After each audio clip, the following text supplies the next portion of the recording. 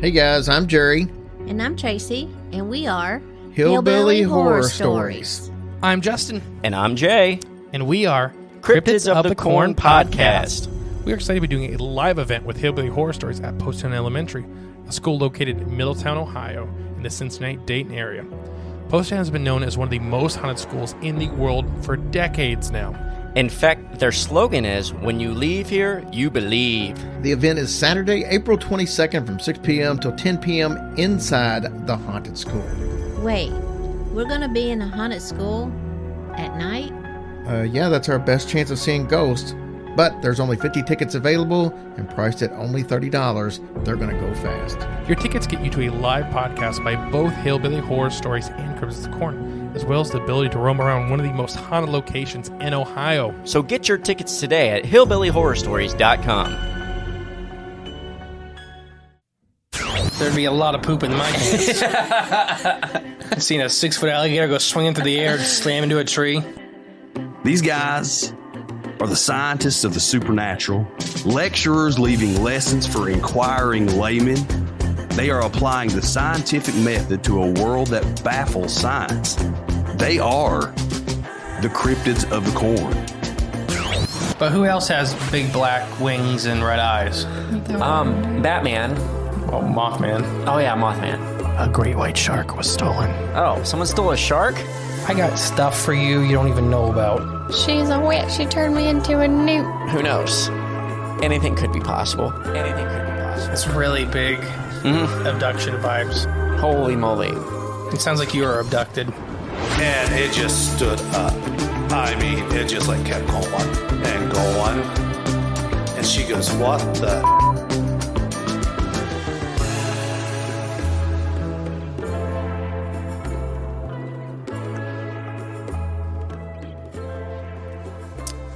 Hello, and welcome back to Cryptids of the Corn Podcast. I am the great and powerful Mr. E. Ooh, I am your favorite clone model number 64J. And together we're going to have a great episode. So this episode's really a fun one we've been wanting to do for a while. Some of these were sent literal months ago. Months. And I've been saving on to them. Just been hiding them in your back pocket. To be fair, one of these was almost a year ago. What? Yeah. And I kind of forgot about it till this episode. So, Hey. But I love how many of these emails are like, hi, Mr. E. Hey, Mr. E. Mr. E. Yeah, the great and powerful. There's one email that addresses me as the great and powerful Mr. E. As it should. I know. It's going to be really weird if somebody does that in public, though. The great and powerful. You should start signing things that. I may this weekend, well, this past weekend, Yeah. I may have signed stuff, Mr. E. No, the great and powerful. Like, just make I can't it spell. even funnier. I just think, Mr. Big E. Yeah, you can figure that one out. Yeah, I think that's fun. I just thought it'd be funny to like cover a whole picture with the great and powerful. Mr. E. Ruin the whole piece. But no, so it's listener stories. So we've been really excited about this. But let's do our front of house stuff, get through that real quick. We want to thank EncounterQuest for having us. Yep. We haven't been there yet, but we have been there already. Yes. The time-traveling podcaster's life. Yes, portal, I don't know. No, if anybody hasn't picked up on this yet, we record these at least a week in advance, maybe even 2 weeks sometimes. Just depends how lucky you are. Yeah. So we're sure we had a blast. Oh, yeah. I already know. YouTube. Get on our YouTube page. It's Cryptids of the Corn Podcast still. We're starting to do interviews on there like we just had Austin and Ricky on last week. And this week coming up, I believe we have somebody coming on talking about MetaZoo stuff.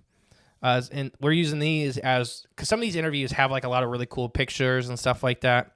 So the YouTube is a better place to do those interviews. Better platform. Yeah. So you get the visual side of it. But yeah, so make sure you check out our YouTube page. Until Spotify signs us on for a contract and we can do videos on there. And Yeah.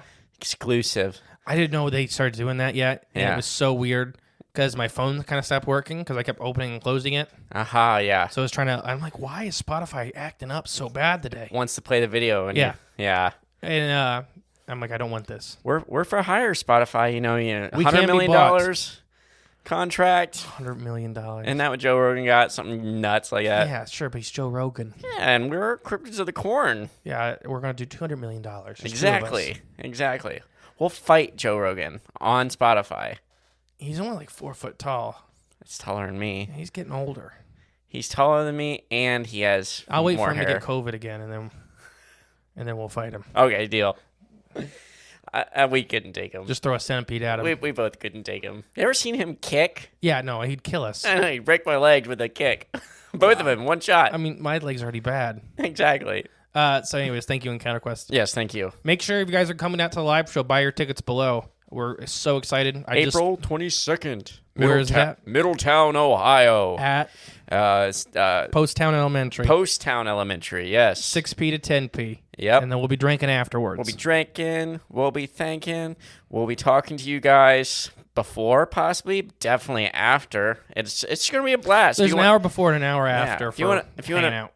meet us, Rob Justin's back. You just come on out. Did not know where that was going for a second.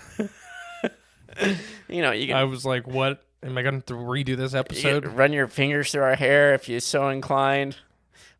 Well, not so much. Well, yeah, you can my hair now. It's growing out. It's getting long. I just letting you talk is getting worse. I was going to wait till you cut me off. Anyways, if you're coming to a show, any of these conferences or anything like that, let us know. Yep.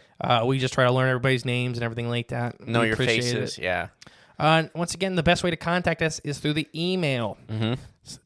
Don't do Instagram anymore, please. It's just too much going on. Yes, because I'm already losing track. Because people are still trying to contact the Instagram. That's fine, but email's the best way. Yep. Email's easiest. We got Patreon. No, so wait, we'll get there. Okay. So let's do our new reviews real quick. Okay. This comes from Nushkan. Okay. Nshhucon. Okay. Is that close? Sure. But no, he says, great show. You guys are killing it. I've been listening for a couple months. Love the show. You guys are the meat and potatoes of the cryptid podcasting world. Keep your foot on the gas. Thank you. Thank you. The meat and potatoes. I like it. I know, and that's all I eat. Substance. Yeah. So, screw that grain stuff. Yeah.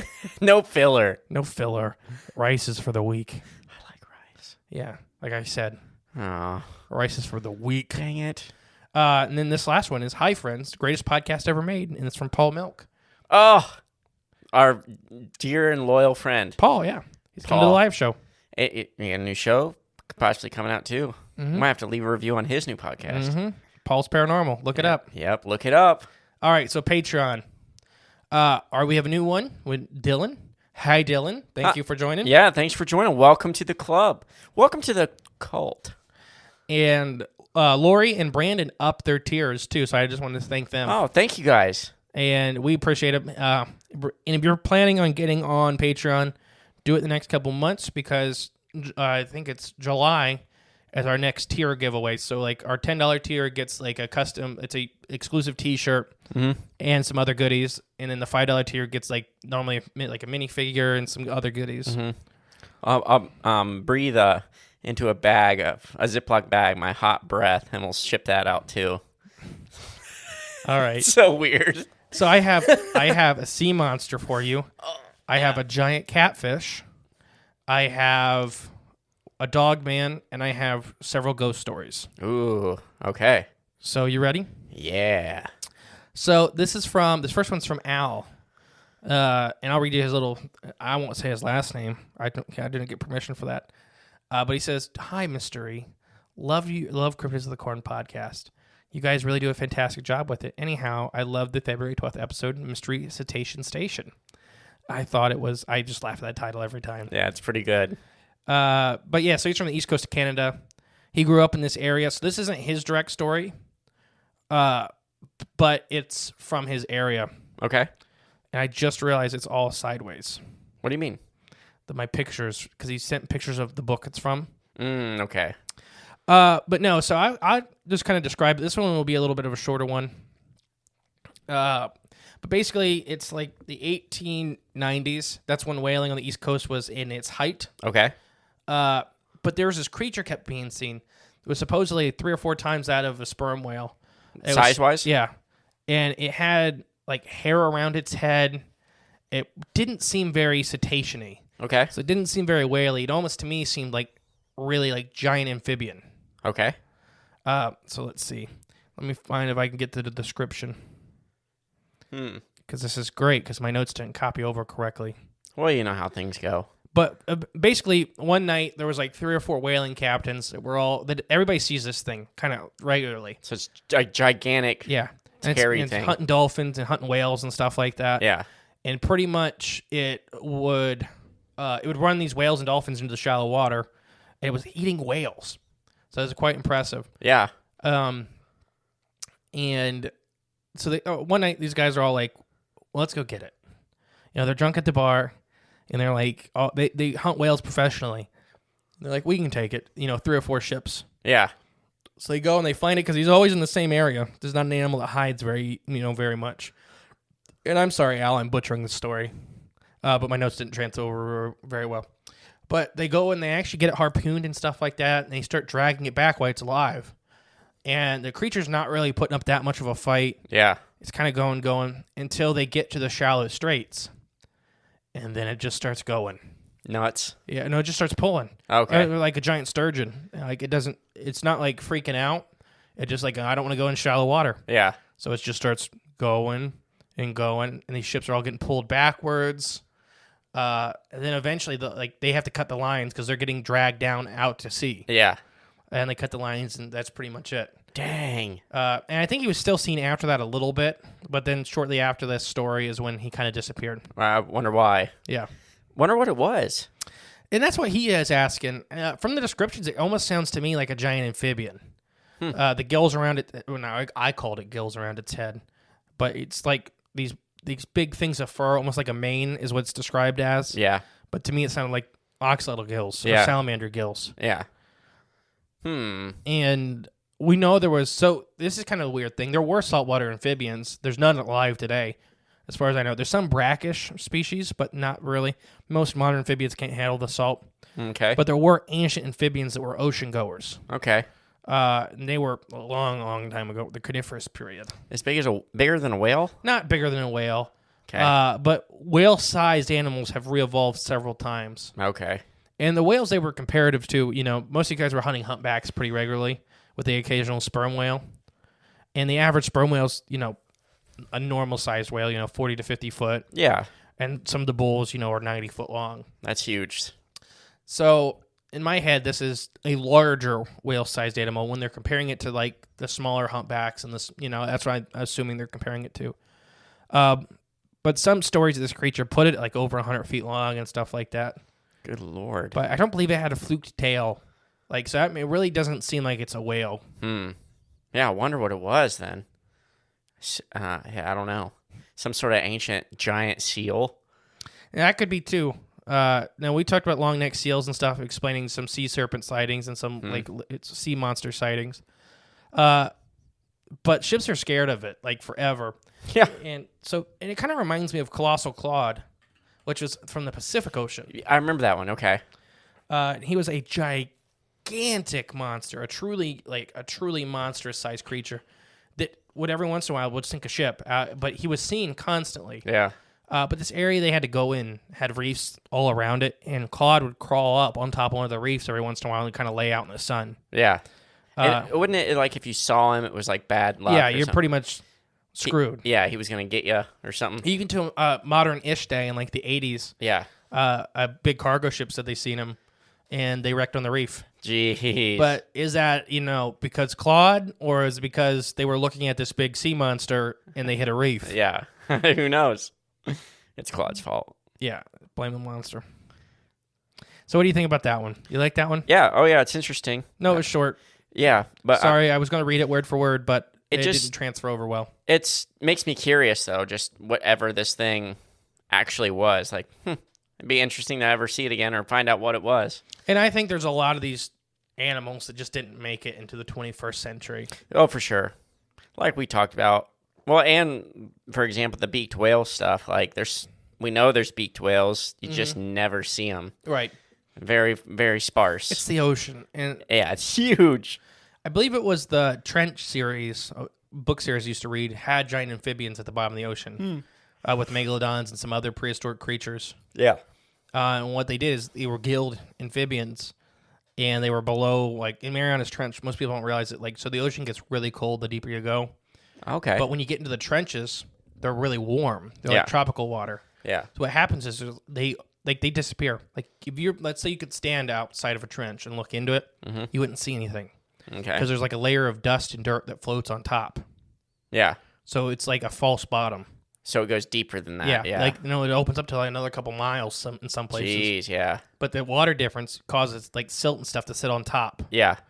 And like the Goo Lagoon in SpongeBob. Yeah, kind of. So you could literally, like, there was I cannot think of the dive, but they went into one of the trenches. Yeah. And it was literally like they were sitting on a bubble. They had to like push through it. Yeah. To get below it. So ocean's so scary. Yeah. So I cannot remember, but there's some evidence that suggests that some of these ancient amphibians, even some of these ancient marine reptiles, may have gills. And it's kind of hard to tell because all we have is fossils and stuff like that. Right. Yeah. But I kind of think it's one of those. Yeah, it'd be cool to ever see it or find out or get a new sighting, But that's 220 years ago. Yeah. It's a long time ago. Yeah. I think I got the date right. 1890, you said? I'm pretty sure. Sure. All right, so what's the next one? Okay. Thank you, Al. I'm not supposed to read the name on this one, so I'm not going to. Okay. But they say, I love your guys' show. If you end up using this story, please don't use my real name. Oh, Carl? I was about to do the same joke. Just make up a name? But I didn't put his name in the email here, so I didn't want to accidentally say the right name. Yeah. So back around 2011, my wife and I were living in a sort of rundown suburban neighborhood north of Cincinnati. Close to home. Oh, I may have lied. I think, anyways, I lied to you earlier. I don't have a Dogman story for you. Oh, okay. Way to go. I messed him up. Way to go. One of those old factory towns ran down. Factories closed. And most people moved out. Mostly abandoned old houses. We were renting a 1-story with no neighbors, so it was quite quiet. One winter morning around 9 or 10 a.m., I was outside with my 12-pound dog and my coffee. We went to do his business, but stopped and was just looking at something behind our garage. I walked over to see what it was. It was the biggest buck I've ever seen, was looking at him. While rare, it wouldn't be too crazy to see deer in this area. The crazy part was that the deer was standing like a frickin' human, and its hind legs looking down at him. I'm 6'4", and with its antlers, it was well over 7 foot tall. All three of us seemed to be moving in slow motion. After a moment, the deer backed up, still standing on 2 legs, to the fence, dropped on all fours, leaped the chain link fence, and then stood there dumbfounded. The next thing I remember, I was sitting on my back porch, and my wife came home around 5:30 p.m. Wow. So we'll talk. We'll break this down after I'm done. Yeah. Because the story keeps going. Later on that night after dinner, I was laying on the floor watching TV. My wife, who we found out about a week before was pregnant with our first, went to bed. It was around 10 p.m. The room I was in was an addition we used as a family room off the back of the house. So there was a door to the old dirt floor ceiling in this TV room. So it was like a really simple room. Okay. I simply remember I was watching Rick Steves' Europe on PBS, and it was an episode in Romania, and he was in an old church. I know for a fact I was not asleep. The lights were on also. Then I hear a noise coming from the cellar door, but I was unable to move at all. Can't even breathe. I'm laying flat on the carpet floor, looking straight up. I see 5 Caucasian figures step over me and go back to the main part of the house. They all looked exactly the same. Black suits, fedora hats, white skin. Also no hair and no face. They each looked down at me as they stepped over me. No eyes, no nose, no mouth, no nothing. Blank faces. After a few moments, I could finally wiggle my big toe, and then I could catch my breath. I have never been even close to as terrified as I was that night. It made me understand the phrase "scared to death." I went to check on my wife, and I was so exhausted from the ordeal, I passed out. I woke up, it was 3 a.m., and the TV and the lights were still turned off. I jumped up to check on my wife, and she was fine. Next morning, I asked her how she slept, and she said she slept great. She said after she fell asleep around 9 p.m., she never got up. I did not tell her about what happened to me. Wow. The next night, it was trivia night with some friends. The host, who we were friendly with, but not conversational with, came over to our table and just sat there with our out of the blue. Hey guys, have you ever heard of sleep paralysis? And went on to describe it to us. I kept my mouth shut. We never spoke to him about anything other than, hey, how's it going, and that kind of stuff. But yeah, so it was crazy that he came out for the blue just like that. Just to say that, yeah. What the hell is going on? We would go back to trivia night after that, just to see how it's going. Nothing else really happened after that. We moved out of the house 4 months later. I never told my wife what happened until we moved out. Although it was an old creepy house, I didn't feel like it was haunted or anything like that. Well, I wonder what's happening in the basement too. So yeah, let's backtrack this story a little bit. Yeah, this is a crazy one. So first off, we have this deer-like figure. Yeah. It's a gigantic buck standing up 7 foot tall, or over 7 foot tall. His dog runs outside and freezes and starts staring at this thing because it's kind of on the side of his house. And it just is standing there, straight up staring at the dog, staring at him. Then it backs up like a human. Right. To the fence, gets down on all fours to jump over, and then just stares at him from the other side of the fence. Yeah. So weird. I don't even know. Like, it seems not kind of paranormal to me, but at the same time, shapeshiftery, whatever. I don't know. What do you think it is? I mean, it's obviously whatever the not deer is what he was experiencing. Yeah. Or something taking the form of a deer. Yeah, I think that may be the same thing. Yeah. Okay. Man. And, being 7 foot tall, that's not crazy for a deer to stand on its back legs to be over 7 foot tall. But that's still, a deer shouldn't be standing on its back legs, just looking at you. So later that night, he's literally watching TV on the floor. Yeah. And he enters this paralysis state. Which I've had sleep paralysis before. Kind of sounds like what he had, but at the same time, he was very, I was just say aware and conscious, but you kind of are during sleep paralysis. You just can't move, like he said. And sleep paralysis often happens in high-stress situations. When the individual's going through a high-stress period of life. It becomes much more common. And he just found out his wife was pregnant. They're living in this, kind of sounds like a rundown house. Yeah. I mean, he even says it's a rundown house. And you see the deer thing. Right. So it was definitely a high-stress day. But 5 men in black come in. And I'm going to call men in black. Yeah, that's what it felt like to me. But they're faceless ones. Yeah. And maybe that's more what they look like in their natural state. Because we always talk about them look like they're wearing makeup and stuff like that. Yeah. Maybe they don't have faces at all normally. Maybe it's all drawn on. Yeah. Or it's all like we kind of talk about how they put on this face or this illusion. Yeah. And that's just that void form. And I forgot about all the missing time. Yeah, I was just going to bring that up. From from the morning to 5 p.m. Yeah, and he was just sitting there. Yeah. It's really weird because Betty and Barney Hill, when they had missing time, they're still on autopilot. Yeah. They just don't have any recollection. Right. They kind of came to why they were driving. Yeah. And so these guys, he's experiencing the same kind of thing to where it's crazy to me. Yeah. It's a lot of missing time. Yeah, and then the Men in Black. So then it's weird. The Men in Black do associate with missing time quite a bit. Mm-hmm. And then, like he said, he was his body was overwhelmed, and he tried to get up, and he tried to go check on his wife, and by the time he got there, he just passed out. Yeah. Yeah. Gosh. This is a crazy one. And then what a wild experience. And then he gets to trivia night the next night. Yeah. And this guy walks up and starts talking about sleep paralysis, which he kind of knows. He kind of knows this guy, not really. Right. Well, I'm wondering, though, if that guy... gang stalking is what it kind of sounds like to me. Gang stalking? Where, a group or people that are seemingly unconnected, stalk somebody or make somebody feel like they're crazy. Okay. This kind of... It's not exactly gang stalking, But it kind of reminds me like that this guy was like, yeah, you ever heard about sleep paralysis? Like he wants this guy to forget about everything. The neighbor does, you think?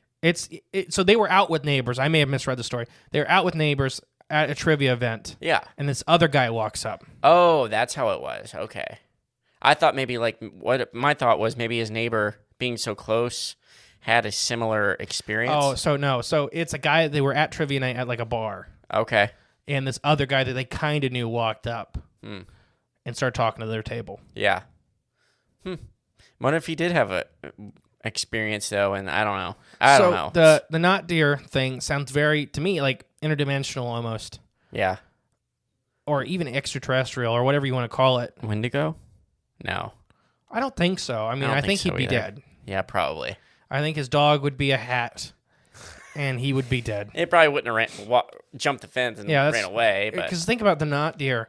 Like that when we did on Patreon, we did the not deer episode, and literally that one that jumped over the cliff had his head peeking over, still watching the guy. Right, yeah. And it seems to be their thing.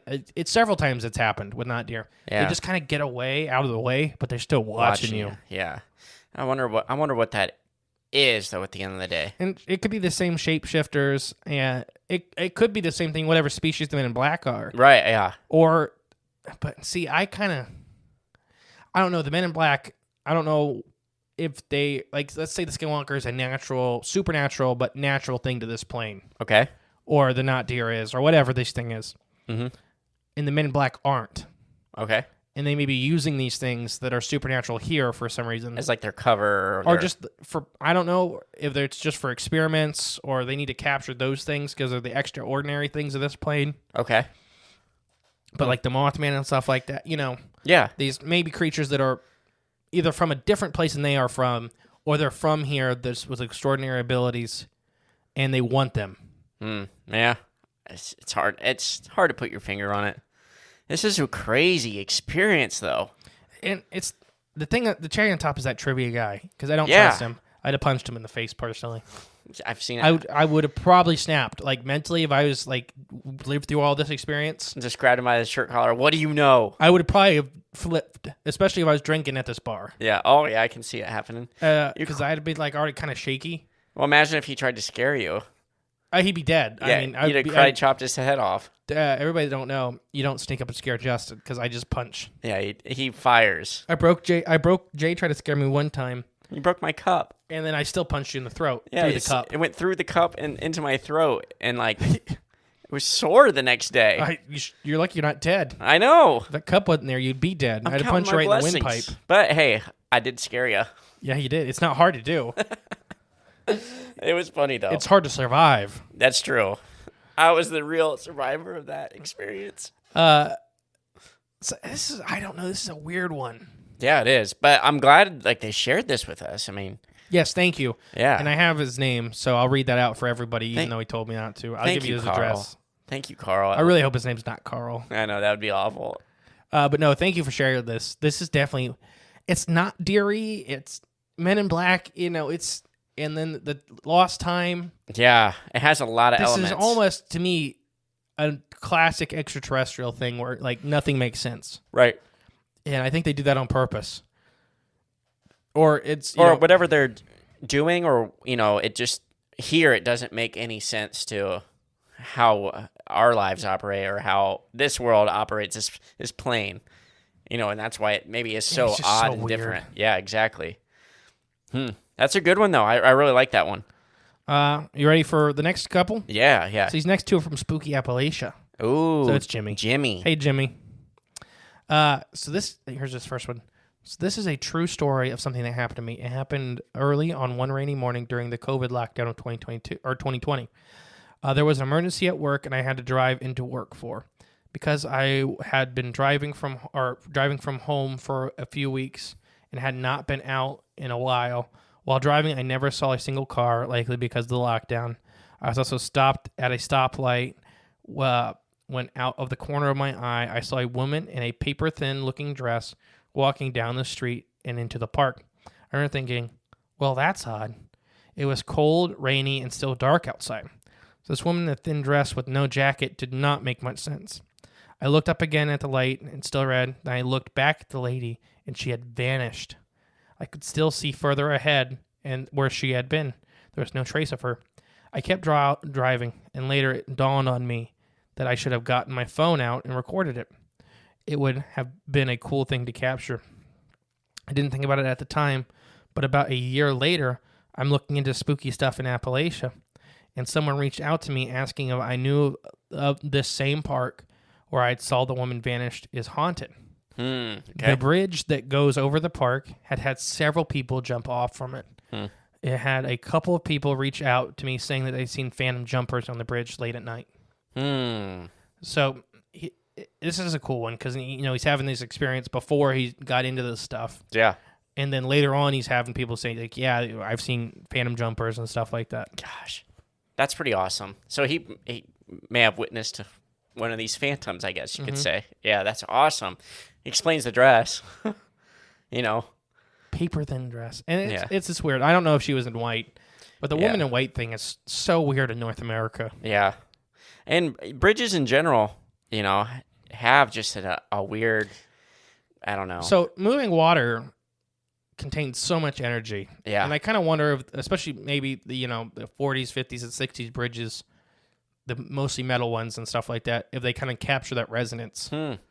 They could they may magnify some of these signals. Yeah, or like an antenna. It just brings it. Yeah, that's pretty cool. I never thought about that. Now, we definitely talk about the moving water thing a lot. Yeah. Being like a focal point of... Yeah, and I think it's because the excess energy of molecules bouncing off each other. Yeah. So being very scientific about it, it would make sense because these molecules are constantly rubbing, creating static charges. They're constantly bouncing, creating, all kinds of vibrations and stuff like that. In our electric universe. I don't know. I was waiting. That's it. Explain. Electric universe. I don't know. I haven't looked enough into it, but it's a thing. It's a thing. I know it's a thing. Yeah. I just haven't studied it enough. Okay. But, we're on to something here. We're connecting dots. Do the math yourself. We'll give you the... we'll give you a paper and pen. You figure it out. Right, yeah. You say the stupidest stuff sometimes. I know, but, it's fun. I'm opening minds.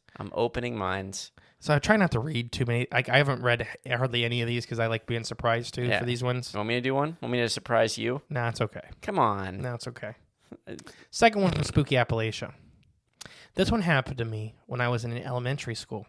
I think it was 1999. We were all playing on the playground when I saw a metallic-looking orb sticking to the same spot in the sky on top of a mountain. As you guys know, I live around a lot of tall mountains. I told a bunch of my classmates, and it wasn't too long before the whole class was looking at it. Eventually, our teachers came out with binoculars. This always stuck with me that it was weird because she was an adult and she couldn't explain it.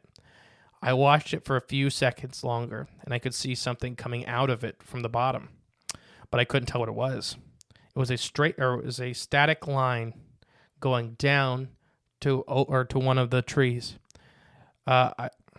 It became the talk of the school, and then rumors started going on that our class saw a UFO. I checked the windows a few times throughout the day, and it was no longer there. This always stood out to me over the years, and I thought it was an awesome one to send you guys. Yeah, it's amazing. It is. Yeah. You know what it makes me think of? Last week's episode. What about it? Bigfoot and UFOs. Gotcha, yeah. You think it was no, dropping one off? I don't know, because it's weird that something was coming out of it. Yeah, that is strange, because you don't get that experience too often where you get to see something either discharging or... It's weird that they're always like... It always seems like they're letting stuff out or getting stuff in. Have you seen this stuff that like you see, it looks like I don't even know, almost like a liquid coming out of it, but or like a plasma kind of thing. Yeah, so there's a couple real famous UFOs that were leaking. What was the one in Canada? We'll do an episode on it one day. Yeah, but literally slag. Yeah, was coming out and of people it. Killed that dog. People found it. Killed a dog. Yeah, and it landed on that guy's boat. And he was diving out to get it stuff, and he got extremely sick. It's so weird. I wonder what. I don't know. Advanced human technology that. Undisclosed. So far, we've had a not deer, a big salamander, a ghost, Yep. in a UFO. Yeah. And with man, that story just goes to show, like, even though, like, adults, you know, when you're a kid, you think, like, adults are the smartest, they know everything. Like, you're on the same level as them. Yeah, they have more experience and live life, you know, more, experience things differently. But as far as intelligence goes, like, being a kid, you know, and seeing stuff like that, you're not crazy. Like, they don't know everything either. You're just as creative. You're just as, I don't know, intelligent, I believe, you know, as your authority adults. I don't know. It's kind of cool. Are as intelligent. I just think the understanding is limited. For sure. But that's also could be a good thing, you know, because then you're not exposed to, you know, some of the bad stuff that life hands you or puts things in perspective for you. Like, the kids are more open to, you know, different possibilities and rather than the limited stuff. Because as you get older, and I've experienced it, you're kind of limited through your own experiences and how you view the world. You know, kids are a bit more open as long as they have a decent upbringing, I guess, or where things aren't just like too traumatic, or I don't know. It's interesting to think about. I just like how he pointed that out, like, oh, it was an adult and they didn't even know what was going on, you know. It's kind of cool to see that coming, and now he's an adult, but seeing it, he still had that mindset, recalling that as a kid. Like, that's pretty, I like that little portion of the story. It stood out to me. Yeah, I love it too. Yeah. So, thank you, Jimmy. Yeah, thanks, Jimmy. Those are awesome. Before we move on, we're going to do this because I forgot to do this for the last 2 months. Uh-oh. We'll be back after this ad break. Oh, okay.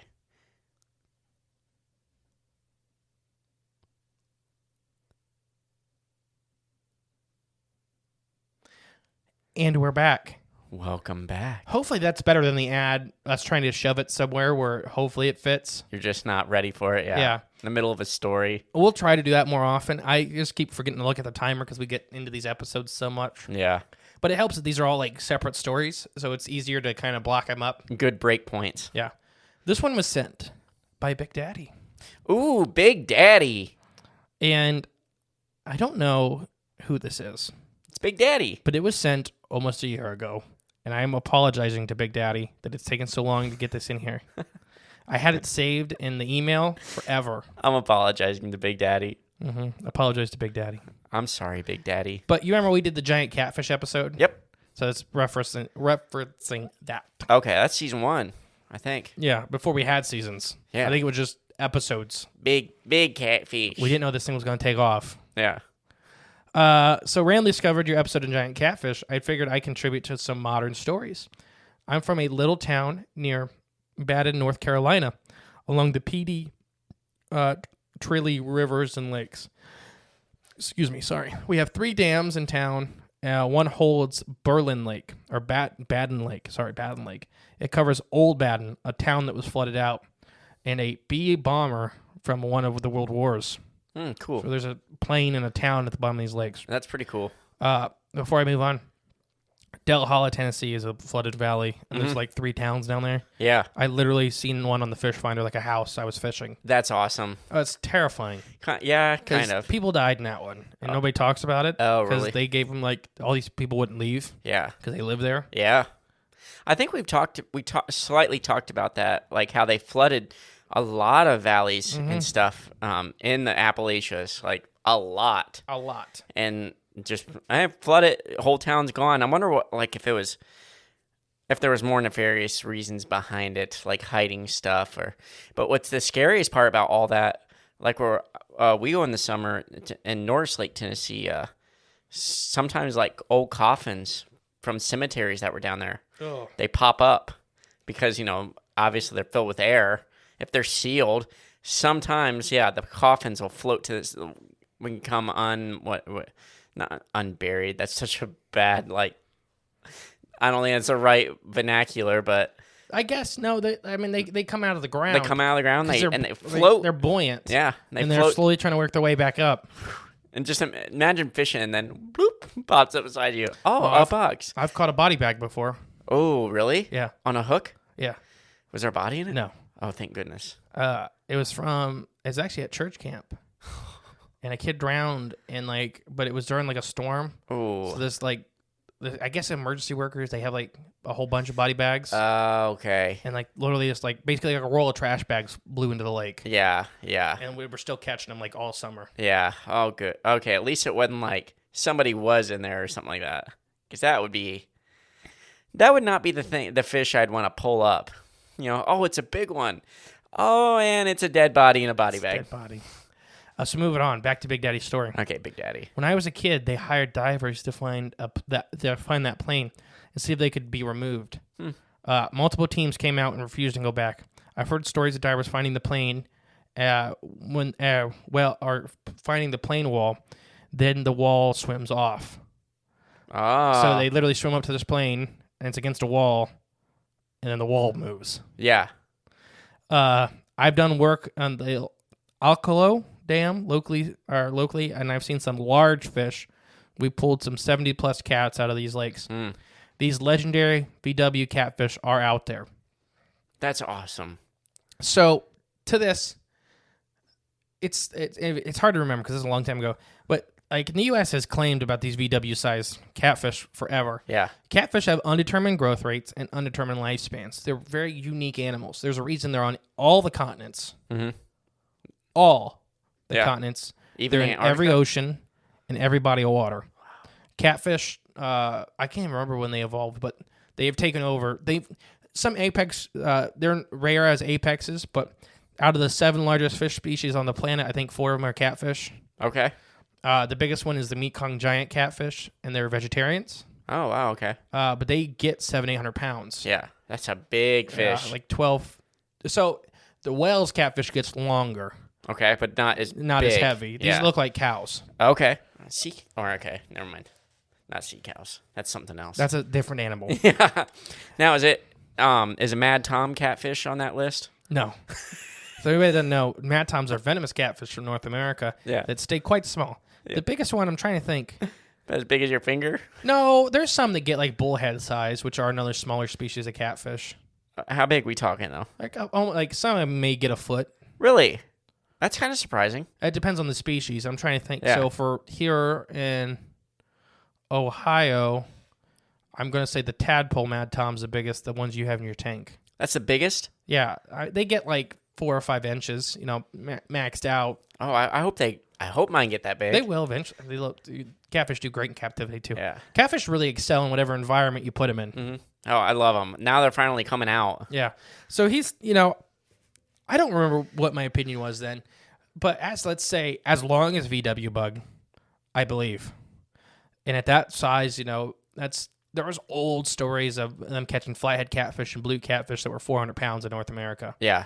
And modern ichthyologists believe that they kind of top out at 200 pounds, and I don't.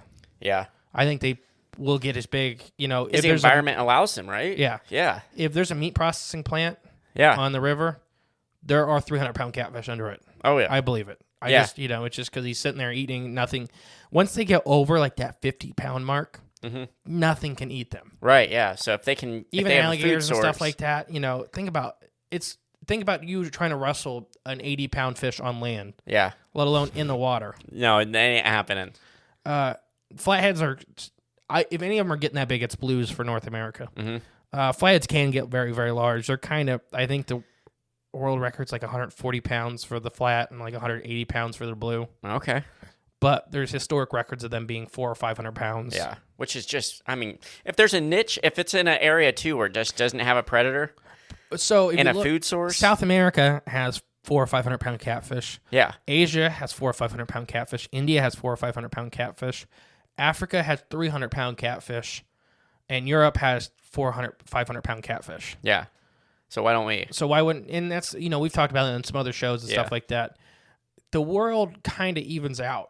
Mm-hmm. So there should be one here. Right. We talked about that with the European giant salamander. It's the only place in the northern hemisphere that's lacking a giant salamander species. Mm-hmm. And it probably isn't lacking one, or if it is, it's more recently lacking one. Yeah. And went extinct. Might be extirpated. There you go. Great word. Anything else to add for catfish from Big Daddy? Thank you for sharing the story. Yes, thank you. I would like to be one. I'd like to be one of those divers looking for that plane. I would. I would absolutely refuse. I would be absolutely terrified if I seen that thing that big move. Can you imagine seeing a wall swim off? No, because I would only assume that it's circling around to scoop me up. That would be my only assumption. I don't think it would at that size. Yeah. I don't even know what they'd be eating. Because you're talking about if it is as in described. Yeah. That's probably a 1,200-pound catfish. Let's say it did circle around and it... It would eat you. I mean, it could. I mean, 600-pound catfish can eat humans. Is that something... like it would just swallow you whole? Yeah, it would. I mean... Or would it crush you? It's going to do a lot of stuff to you. Okay. I just don't know. I really don't know how fish operate, so I don't know. So they don't have teeth. They have... Well, at least the icthalurids of North America, these big catfish from North America, don't have teeth, per se. They have grinding pads. The grinding pads, that's right. Okay, but they have a hell of a bite. Okay, really? Like, yeah, they literally, pressure? like, for breeding, they physically grab a female and drag her into the den. The old... Yeah, the people old see school these way. catfish all, like, scarred up. They're all old and they school. think it's, like, from predators and stuff like Yeah. that. No, it's from breeding. It's that caveman breeding style. Mm-hmm. You grab them, drag them back to the den, and you breed. And you breed. That's life right there, baby girl. Don't you forget it. Yeah. All right, our final story. So hopefully you guys are enjoying this. I am so far. If you're new to this one, Justin can't read. Right. That's right. the joke. Yeah. So I read everything because I can't. Next one is from Mariah, a Patreon listener story. Yeah. Is how it's titled. Hi, Mariah. Thank you. Yes. Thank you, Mariah. If you guys don't know who Mariah is, the Tulpa episode was with Mariah. Mm-hmm. Listener story. The house I grew up in has been in my family for multiple generations. So there is very little negative energy there's very little negativity that my family, my friends, and I have left there. Or have felt, sorry. To start off, I have no siblings, no pets inside. I was raised with a healthy respect for the paranormal or for the paranormal courtesy of my mother and never was really scared of it until it came into contact with the last story I will mention here. The Woman in the Kitchen is the title of this one. During the summer after my junior year of high school, I had went to the bonfire after I got off work and stayed out a bit late past my curfew. My parents, being super trusting and probably a little naive about the trouble I got in, fell asleep before I was supposed to get home. I had to unlock the back door somewhere around 1:30 a.m. Been there, done that, homegirl. Listening for both of my parents snoring, quickly took my shoes off and gently shut the door behind me. From the back door, you could see into the kitchen. My parents closed the bedroom door and the entry into the living room. As I turned around, I came face to face with a pale, silvery woman wearing a long dress, her hair in a bun, and a scowl on her face. Her arms crossed crossed in front of her chest. Obviously, in my tired state of mind, I thought it was my mom. The woman was not her build, so that ruled her out. Not my father either. I stood there for a few seconds, not moving, until her demeanor relaxed. She smiled and pointed me towards the living room stairs, and then disappeared. Wow. So, this is pretty neat. Yeah. Because this isn't what I would say a scary story. I mean, initially I would be frightened, like just to see. I guess hindsight, you know what I mean? Yeah, but the whole experience, she didn't seem too scared. You know, right? If that's what you're saying? Yeah.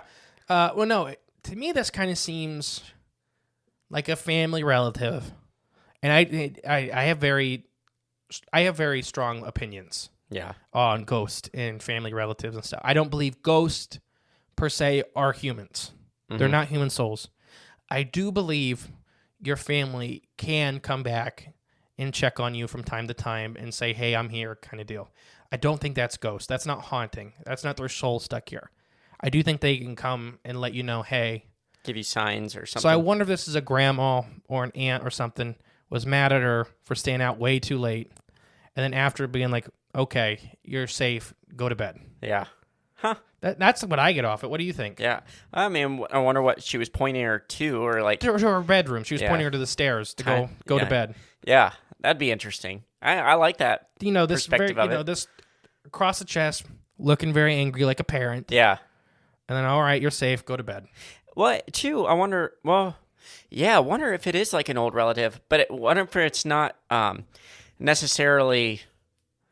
You know how like we talk about things getting stuck in time, like experiences. Mm-hmm. What if that was like a great grandparent that did that to her daughter, like waiting for her to come home? You know, it's just this kind of repeating that cycle. It hit the right note, so it repeated. Or like Could she just come home super late. You know, she's kind of sneaking in, and it just like reactivated that replay of time where. So Mariah, you'll have to let us know if you had a grandma or a great grandma, even multiple generations in the home. Yeah, exactly. Yeah, I wonder if you have any like follow up to that story, let us know sometime. Because that's an interesting thing, and to me, it's not a scary encounter. Right. Yeah. Afterwards. Right. Yeah. Afterwards. Huh. It's very kind of friendly. Like, go to bed. Right. Yeah. You know, you're not supposed to be out this late. Come on. Mm-hmm. Yeah. Like what? But yeah. you're safe, and All right. Yeah. So, and then I'll tell a story. Luke doesn't listen to this show, so I'll tell a story about Luke. Uh-oh. I didn't drink in high school unless my parents knew about it. Mm-hmm. My siblings, not so much. Yeah. I'm just trying to think how to word all this stuff so nobody gets in trouble. Well, you already named names. Well, so. yeah, I'll name Luke. Dad listens to the show. Dad probably already knows this. Mom doesn't. Yeah. Mom listens to the show kind of sometimes. But no, I got a call one night, and I was out late. I was out fishing, I think. And I got a call one night saying, hey, you need to come get your brother. They got him absolutely hammered. And keep in mind, I am Now, 18 this is just, or 19 at this time. these are just some friends, not your parents saying that. Right. Okay. So somebody had seen my brother and Yes. was like, hey, he's not good. You got to come out here and get him. Yeah. So I went out and got him. And I was so mad. Not at him, but he was like falling over. He couldn't talk. Nothing. And his buddy was there. And Nick was there. Nick was the one that called me, now that I think about it. So Nick got out to this party and seen Luke and was like, you got to come get him. Yeah. So I go out and I go get him. And I was in my Jeep. It was so tall. And I picked Luke up and I threw him in from the passenger side and landed him in the driver's seat on accident. And then I yelled at his buddy that I was going to take home too. Yeah. And he didn't have a choice. I won't name him. Yeah. But he didn't have a choice. He was going home as well. Yeah. Because I knew I was close to his mom and his sister and stuff like that. And he's like, all right. Yep. Yeah. Will do. Sorry, sir. And he's just like, because I'm screaming at all these people. Yeah. I'm furious. I'm threatening people's lives. I'm saying I'm going to come back after I get these guys home. They're about to feel the wrath of the great and powerful Mr. E. Because they got this kid just absolutely, and these are all older kids. Yeah. Most of these people there are older than me. Oh, okay. And they thought it was funny to get this kid drunk. Yeah. And so I remember I came home. I'm literally dragging him up the ramp. And I'm listening to make sure mom and dad are asleep. Keep in mind, at this point, it's like 2:30 a.m. Yeah. So that's just what Mariah's story made me think about. It's just like Well, waiting to hear dad snore. Did you get him in? Oh, yeah. Nick had to babysit him all night. Really? Because he was just up chucking constantly. Yeah. Oh, shoot. But Luke saved me later on. See, life has its balance. And it was not Luke's fault at all. It Right. was like, Oh, yeah. he's just a kid. Yeah, you don't know. And then they just did all this stuff to him. I Yeah. was so mad. Man. You ready for the next one? Yeah, I was gonna share a story when I snuck in. Go but ahead. Has nothing to do with drinking or something. Mariah didn't say she was drinking. True. She's just out late. I'm going to imagine she was drinking. Okay, so I'll tell mine real quick. I was out late. This is me trying to sneak in without getting caught. I was out late, actually for school. I was doing a art project for school, and I stayed over way too late. And I was with my friend, and then I was like, my stomach was going, and I'm like, oh no, like I had the diarrhea bad. It was bad, and I'm with my friend, and she's like, so I'm in the bathroom at school, like, doing my business. So I get done, and she's like, hey, we're done. You want to go to Arby's or something? Oh, I remember the story. I was like, oh, okay, yeah, sure, let's go to Arby's. I was feeling better then because I had just done my business. But about halfway through the Arby's, my stomach, I'm like, oh, no, not again. So then we were done eating. I'm like, okay, let's go. Time to go home. But first I had to drive her back to her car, back at the school. So I drove her back at the car and dropped her off. And then she's like talking through my window. And I'm like, no, like, bye, I got to go. It's like 1:30 in the morning. And I'm like, oh. So I left, and I'm driving home. I'm about 15 minutes from home, but I made that trip about the whole time. I made like a 15-minute trip into at least a 7 or 8 minute trip, maybe.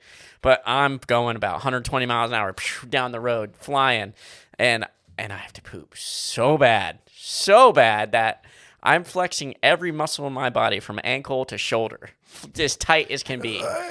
I'm standing in the car driving with both feet on the gas pedal, standing stiff as a board on the gas, going about 120 down in the middle of the night, trying just to not crap myself. And right as I turn onto my road, the levee broke. There was nothing I could do, and I'm sitting there going, no, why is this happening? And the walls, the levee broke. Let's just put it that way. So I pulled over and finished my business in the neighbor's yard. The low point. This in my is why life. they don't like you. And then is it that neighbor, the neighbor that doesn't like you guys? No, they don't. No, not that. It wasn't that close down the road, and it was a couple miles down the road on my road though, and finished in their yard. So now I'm like a big mess. I'm telling Jamie you pooped in her yard. Who? Jamie. I don't think it was. No. I'm just going to tell him it was you. I don't even. Jamie. Oh, no. It wasn't that road. Nope. Not. I know who you're talking about. Nope. It wasn't them. But you do know the people. But so I found a blanket in my trunk, wrapped myself, and then as I'm driving home, there's a creek right beside my house. Took all the evidence because I was very embarrassed. Threw it all in the creek. My favorite pair of jeans, my underwear, my socks. What were you wearing when you got home? A blanket and a t-shirt. So that's why I had to sneak Came out in. like a kimono. So I was like 19 years old, and I was in college living with my mom and dad still. So I'd like sneaking out like a kimono. I snuck in the back door, like being as quiet as I can, snuck up, jumped in the shower real quick, and threw the blanket in the washer, and it's like nothing ever happened. Didn't tell any, like nothing. Told nobody for years. All right, let's move on. All right, that was my fun story. This one's called The Boy in My Parents' Bedroom. Oh, my best room. My best room. Okay, The Boy in My Parents' Bedroom. We saying their name or? It's Mariah still. Oh, it's still Mariah. Mariah has several stories. Okay, let's go. Now you made me lose my place. Thank you. Sorry. As a teen, when I would walk by my parents' doorway from the kitchen, I would occasionally see a small boy sitting on my mom's side of the bed. It never really freaked me out. I told my mom, and she confirmed that she saw and felt him crawling into bed with her from time to time. She felt him tickle her feet and play with her hair, and when she was in bed alone. He's also... That was me, sorry. Is it loud? Yeah. Oh, sorry. Sorry, where was I? Tickle my hair. He also played with my hair and crawled into bed with me when I was in the upstairs room. So yeah, that's that story. That's a little weird. He would play with their hair and tickle their feet. Yeah. I don't like this one. No, I don't like that one as much. I wonder who... That's strange. I don't like it. Yeah. I don't trust it. So her house had some activity then, I would imagine. Oh, there's more. Yeah.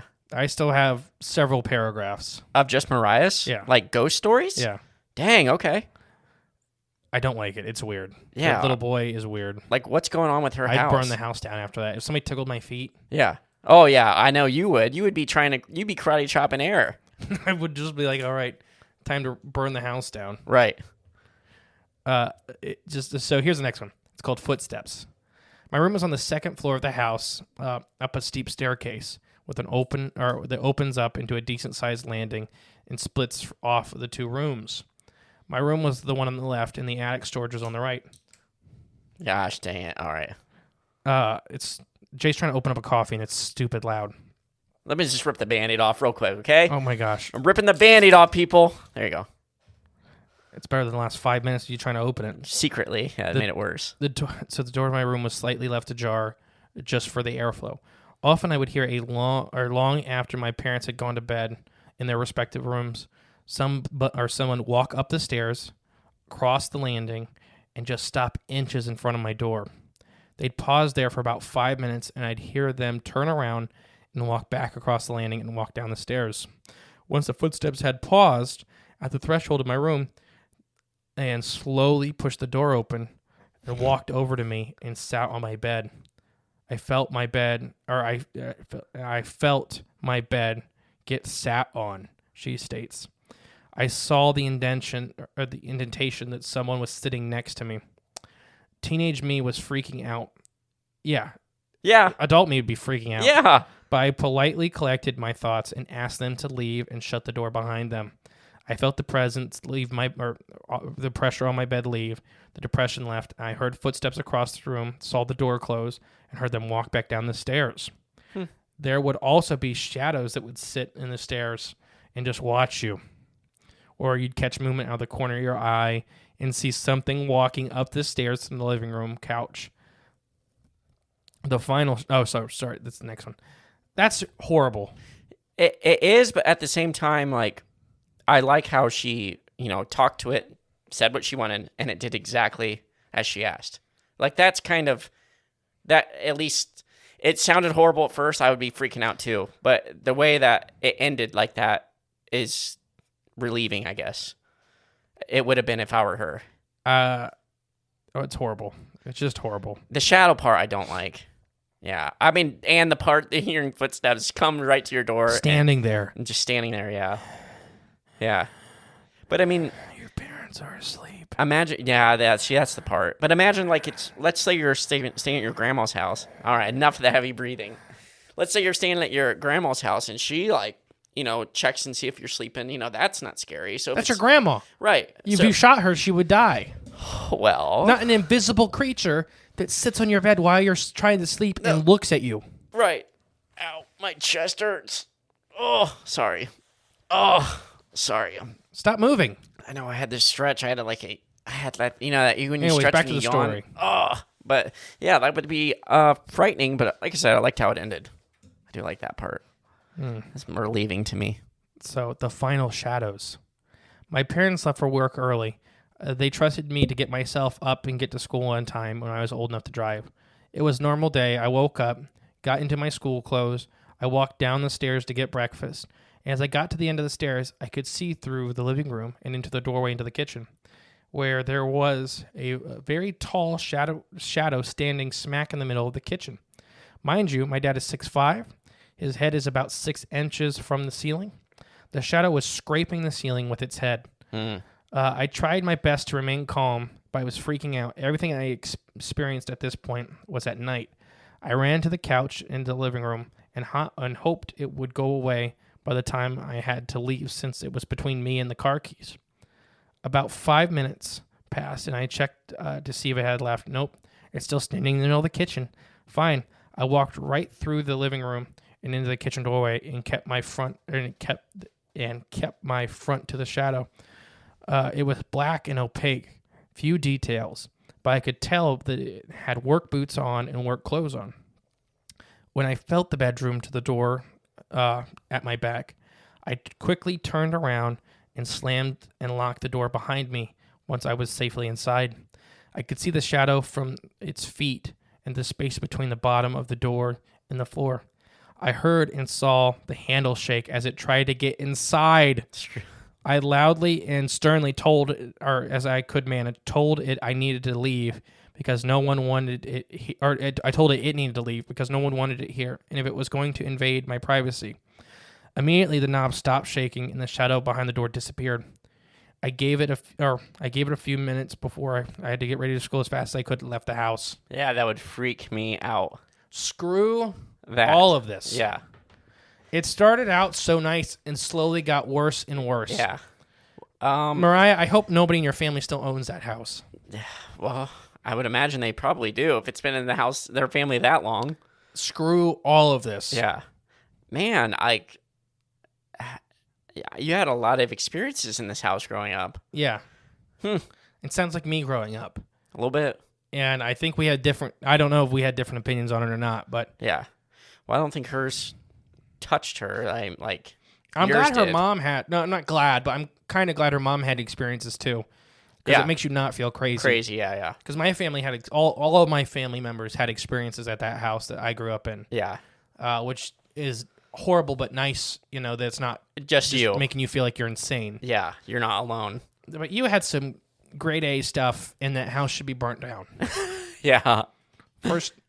get several priests in there, and then burn it down. These ghost stories, I think I need to share the bowling alley ghost stories now, like real quick. Go ahead. Because they're very recent. This just happened in the past couple weeks as we're recording this. So the bowling alley my family runs, we've always joked about it being like haunted, because just little weird stuff from time to time. But we always say it's one of the former owners that ran that place for like 30 plus years. We're saying, oh, he's sticking around. It's him. But, nothing like really major ever happened. And not many people ever talk about it. Usually it's just like sometimes you see stuff out of the corner of your eye, or you just feel like somebody's kind of there with you. But nothing ever felt like nefarious at all or scary. It was never that kind of like thing. But in the past couple weeks, I've had two separate people have two separate things happen to them while they were in the women's restroom. The one was, lady was in the stall in the women's restroom. We got two stalls in there. And the stall next to her, she just seen the toilet paper kind of come down underneath so she could see it go onto the floor, like it unrolled a little bit. And they looked at it and seen it. And then the rest of the roll just completely unrolled, the roll completely unrolled all by itself, all the way till it was empty, all onto the floor. And it freaked them out, and as they would, and they got up, laughed, told us about it, like, is your bathroom haunted? That's what the lady was saying. This lady isn't like a frequent person that I know personally, but it's someone that's been out there. I know them, but they were visibly shaken and freaked out. Now and then I'm like, oh, that's weird. Yeah, it's the ghost. Yeah, we always joke about it. It's the ghost. Yeah, he did it. But I never had any experience like that, or someone told me. Fast forward another week ahead, I kind of had forgotten about it because it was just like a one-off thing. And then someone that's there at least 3 times a week, a lady that's there, she was in the bathroom and she came out like visibly like shaking, and she's like, sir, you got a ghost in your bathroom. That's all she kept saying. You got a ghost in your bathroom. I'm like, oh, did the toilet paper unroll? Is what I was. She's like, no. So she said she was sitting in the stall, same one as the other lady, in the stall next to her. The door was closed, which sometimes that happens. People will close it and the latch will like fold over, and it'll latch itself closed if you pull it closed from the outside. Like that's normal. That happens. But she said it was closed, and so she was sitting in the other stall, and then she heard the latch like start to move a little bit, just a little. And then she said the latch started going up and down, like moving violently a lot, and then the door opened by itself. And she's like, oh, no, I'm getting out of here. So she got up, washed her hands. Like she said, I was the fastest I ever washed my hands ever, and I was out of there. But the door actually, and you can't physically, once it closes, you can't open it by yourself. You have to like get like a pencil or a screwdriver or something, put in between the crack and lift up the latch and open it, or you crawl under the stall and grab the latch and open it. It's the only way it can happen. But she said that's what happened. It was shaking, like violently shaking, and then it opened. So I've never had, that's the first time that's ever happened. So screw that. Within 2 weeks of each other, or within a week of each other, actually 2 weeks ago was when the first one happened. So yeah, I was like, okay, this is the first time anyone like has actually said something or had an experience like that. Now I've had my own little like weird stuff, like because I'm in there a lot by myself. Yeah, and you're in that weird back room, like the weird back area all the time. Oh, all the time, yeah. And like people don't realize it's back there. Like it's a whole like workshop and stuff behind the bowling alley. Yeah. Or the bowling yeah. lanes. Yeah, exactly. It is the workshop. Like that's the mechanics room. I don't know, like where you fix things, fix parts and stuff. But I'm back there all the time. That's where I drill bowling balls too. So, and I'm back there all by myself all the time. And I mean, I've physically snuck back there. Oh, you can to scare you, and you can sneak right up on me because it's loud. Well, if I have machines on, it's loud. It's super loud. Yeah, so you can't hear me, or hear you coming. So, but things I've like had or felt back there, it's just like the weird stuff. Like you kind of see stuff out of the corner of your eye. You think you hear someone like walking up, and there's nobody there, but like not walking up, but just somebody like presence there. But I've never been scared there. That's the one thing. I've never felt scared or frightened or worried while I was there. It's just like, oh no, wait, no one's there. It's just me. Like that's the only experience like I've really had. But those two, seems to they were visibly scared or shaken, which is the first time that's ever happened. Real quick before we end, I'll share one thing about the hospital I work at. Oh, okay. I was having a migraine. I get optic migraines 4 or 5 times a year. Anybody that don't know what that is? Basically, one of your eyes shuts off, and you get a headache doesn't do it justice. Trying to describe it. Yeah. Literally, it's splitting. Like I throw up. It hurts so bad. I'm having one at work. I'm waiting on my relief to get there, and I'm literally like hunched over, throwing up into a trash can, and so I'm hunched over, so the small of my back's exposed, and somebody like literally rubs their fingers across it. And I jump up, and one of my eyes not work. Nobody's in this little room. I'm like in the closet, kind of. It's an office, but it's like a closet. And I just yell at it to leave me alone. And it was the worst thing. Like I haven't had an experience like that in forever. Yeah. I don't want him. No. Actually, that just made me think of something too. When I was working at the plastics factory, I was walking through the warehouse, and it just felt like someone went with their 2 fingers and just pushed me right in the back, right off center on my right shoulder blade, just pushed me, and I felt my back like get pushed a little bit. And I turned around to see who it was, and there was nobody there. And there, I always seen stuff always out of the corner of my eyes, like someone walked by. You guys ever had anybody die in a machine? No, nobody's ever died there, but I don't. My uncle worked there, and he passed away. Maybe before you guys owned it. No, not that I'm aware of. But we've in that warehouse.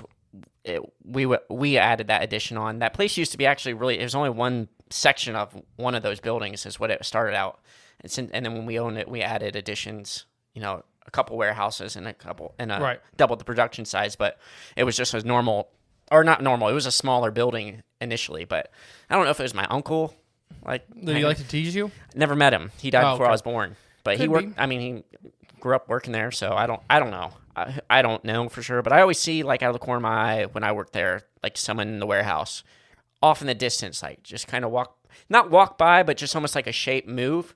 But it was always out of the corner of my eye. So I look over there. I mean, there's nothing. It's just odd. But that just made me think of it when you said it touched your back. I felt someone poke my back, just poke me, like getting my attention. I turned around. In my head, I justified it. I had a muscle spasm in my back. And that does happen. I've had it. I've watched my arm have a spasm, and it felt like somebody grabbed me. Yeah. Oh, yeah. So that could have happened to me while I was having a migraine too. Yeah. Oh, yeah. And literally I'm doubled over throwing up. Mm-hmm. Yeah. So, and I take pills for it. The problem is if you keep throwing up, you can't keep the pills down. Yeah. So it doesn't help at all. You got to like forcibly keep it down. Oh, no. You got to take the pills. That's what I'm saying. In another way. If it would work, I would do it. No joke. It would. I don't think that works though. It'd take a while to throw that up. No, because that normally happens also with a migraine. Because your muscles are all spasming and stuff like that. Yeah. So stuff gets moving. Oh, yeah. But no, thank you guys for all sharing your stories. We greatly appreciate it. Yeah. This is an easy episode for us, so hopefully you enjoyed it because it's an easy episode for me for research-wise. I don't got to research anything. And it's fun talking about it. And it's fun just hearing your guys' personal experiences. Yeah. So thank you for sharing with us. If you have a personal experience, please share it to Cryptids of the Corn podcast at gmail.com.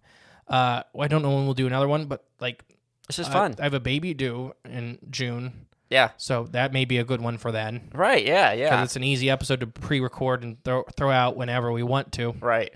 But I've been the Great and Powerful Mystery. And I've been your favorite clone, Jay.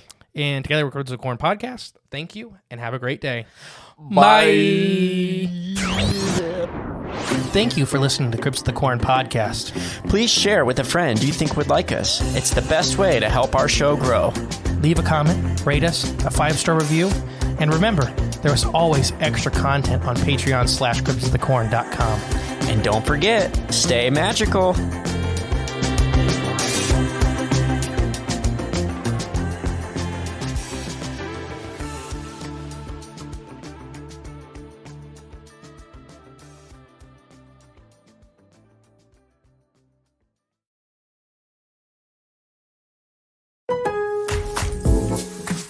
Lowe's knows how to get your lawn ready for spring. And right now, you can take up to $10 off select Scott's fertilizers. Plus, you can save $50 on a Craftsman 20-volt 13-inch string trimmer and leaf blower combo kit. Now just $99. Get set for spring. Visit us in-store or online today because Lowe's knows home improvement. Valid 3/23 through 4/5. Selection varies by location. While supplies last. Excludes Alaska and Hawaii.